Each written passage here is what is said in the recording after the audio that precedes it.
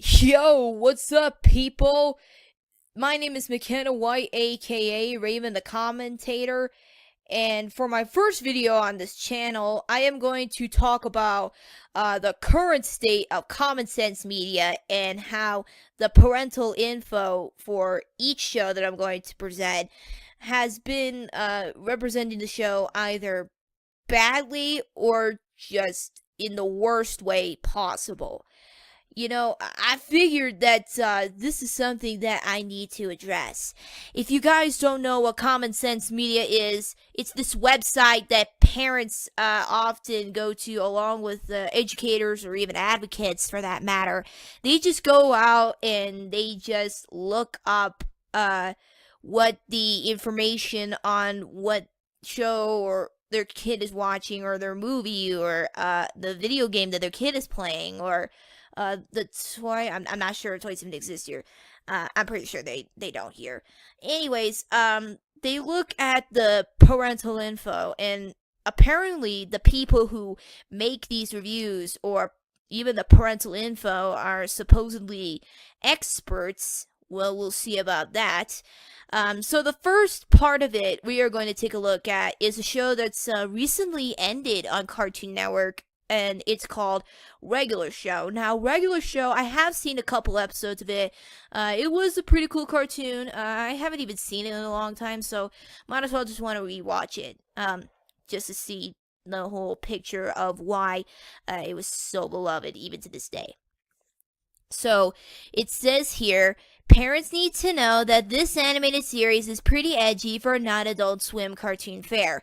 It includes a fair amount of fantasy violence, kicking, punching, throwing, etc., and some crude humor that isn't age-appropriate for younger tweens. Well, for experts who do this type of stuff, at least they got one thing right about Regular Show. There's also some salty language, which they've only kind of used once or twice in the show, and characters are seen drinking beer, sometimes to the point where they act drunk and or get sick. Okay, if you actually watch the show, then you would see the characters drinking soda, coffee, and tea on occasions, but everything else is just nah, they don't drink anything alcoholic. Occasional secondary characters are based on racial/ethnic stereotypes. Why do I even bother with this one? I mean, if I was a parent of someone who's younger than an age like say 11 or 10, I wouldn't want to know that. Why would I even know that? How is that even possible to know? I mean, you fail as like some sort of an expert when you point out something that really shouldn't have mattered in the first place. Try to make such a big deal out of it. A lot of people say, well, it's just for kids. What's that excuse for? Well, apparently the people behind this, they actually think that it's okay to point this out whenever it's just a tiny problem and not such a big deal. Now, on to the next part of it, which is The Adventures of Jimmy Neutron. Now, I loved the movie that the show was based on. It's a childhood favorite of mine. I also really, really, really, really, really like The Adventures of Jimmy Neutron, Boy Genius. It's a very underrated show. Well, clearly, they like it too. Parents need to know that there is a lot of yelling and some stereotyping, but because the program has a vaudeville element, these facts do not detract from the quality of the viewing. In fact, the show has the cadence of a slapstick Broadway show and the energy of Bugs Bunny. Though it's not an educational half hour in front of the television, the show features well-developed characters, humor, adventure, and a good sci-fi punch, which makes it superior viewing to other programs in its genre. When looking at it, I was just like, yo, what's up with those people? Like, what is this? CNN, Entertainment Weekly, or any other news network that goes on spewing stuff in the entertainment section? When it says parental info, parents need to know about, showing the kids Jimmy Neutron. They don't want to know about all this stuff that they have apparently strong opinions about. It's like, a 40-something man just running this in his parents' basement saying, "Oh, Jimmy Neutron is absolutely amazing. Whoever likes it is amazing, and whoever hates it is absolutely stupid, and they deserve to get an F minus, and they need to go back to preschool." That's just not cool, okay, bruh? Just chill out. And then there's this section where they say that families can talk about this and that, etc., etc., etc. Now, families, they don't generally just gather around in a big circle around the floor while watching TV and, just talk about what they just watched. Let's see what it says here. Families can talk about the inventions Jimmy creates and what he has learned from each of his gadget-driven adventures. Pretty much every single lesson, except on occasion, Jimmy doesn't learn a lesson, from his gadgets, but rather the adults that teach him, in a sense anyway. Excuse me. What is the relationship between Jimmy and his schoolmates? Well, Carl and Sheen, they're pretty much Jimmy Neutron's best friends. Cindy, they hate each other, but apparently they have this like lovey-dovey secret love type of thing. Everything else is just, it's not that type of relationship that Jimmy might have with his schoolmates.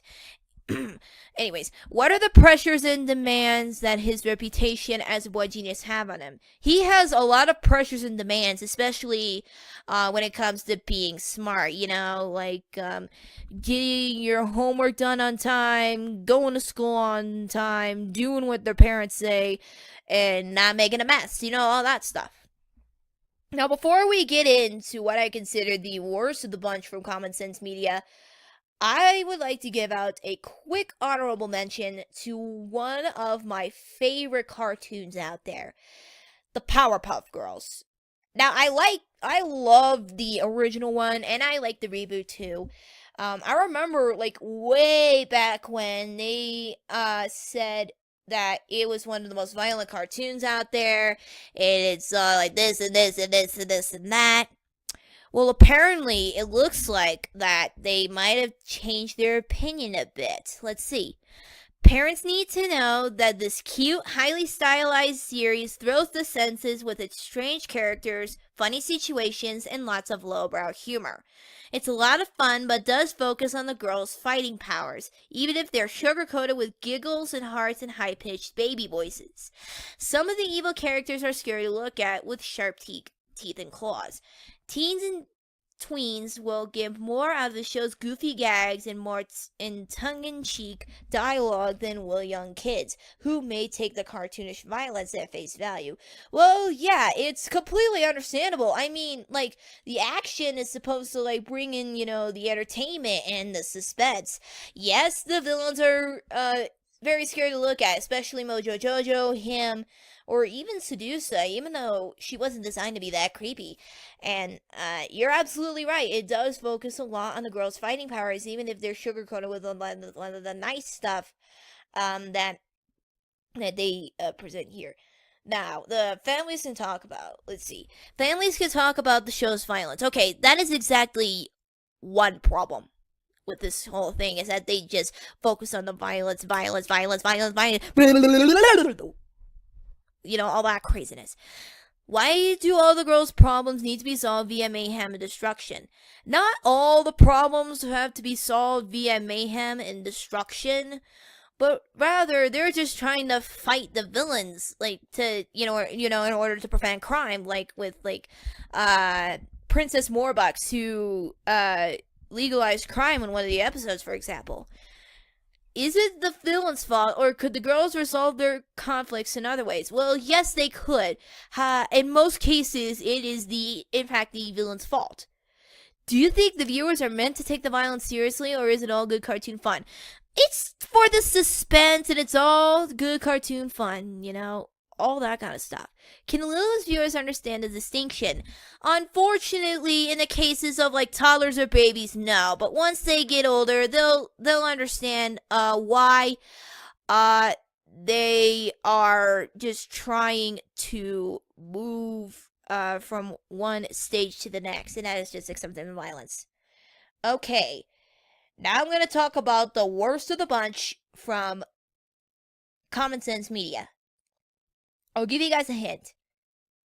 It's a American-made anime series that aired in 2003. I'm going to click here. As you can see from the screen here, it's Teen Titans. This is going to be the most infuriating one that I will see yet. If you don't like me being so angry and rather just want to see me all chill and happy, or if you're just a fan of Teen Titans in general, then leave now. If you're willing to stay, even though you're a fan of this show, then let me just say, you're a trooper. Alright, let's see what the parental info says. Parents need to know that if kids are affected by prolonged battle scenes, this show isn't the best bet for them. In fact, little else happens in this show besides violent confrontations. See? Something that they clearly haven't seen. I mean, haven't they even watched an episode? They would know that there was like some sort of a story going on. It also has like humor, drama, character development, all that stuff. Sure, it's made in a martial arts tradition where little blood is shown, and skill in battle is rewarded. Sure, it's a super slick cartoon full of dramatic shadows, gothic images, and amazing graphics. Well, they were right on one thing. Sure, your kid is going to want to watch it, but be aware that this show is all about the fight scenes. Come on, people! What's up? What's going on here? Why, oh why, do they always have to focus on the violence? Seriously, it's not that big a deal. Let's see what the Families Can Talk About section says. Families can talk about how the show's violent scenes make kids feel. Again, the violence, it's not that big a deal. Do you think these fight scenes are intended to only entertain, or are they trying to teach you something about strength, honor, teamwork, and tradition? Duh! It's meant to bring out the intensity. It's meant to bring out, the entertainment, as this says. Does it make you want to learn more about martial arts? Well, if they're willing to, what do these fighters have in common with more traditional superheroes, and how do they differ? That I would rather ask in like an English class. This is not, open and kind of up to discussion for families, unless they're bookworms. And of course, there are other shows out there that I might mention, like Code Lyoko, Teen Titans Go, which is the current one, Adventure, Avatar: The Last Airbender, and many other shows. But that's just another video for another time. Hope you guys enjoyed this video. Please feel free to subscribe, like, and comment.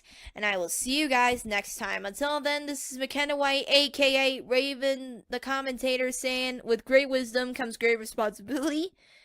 Take care, and peace!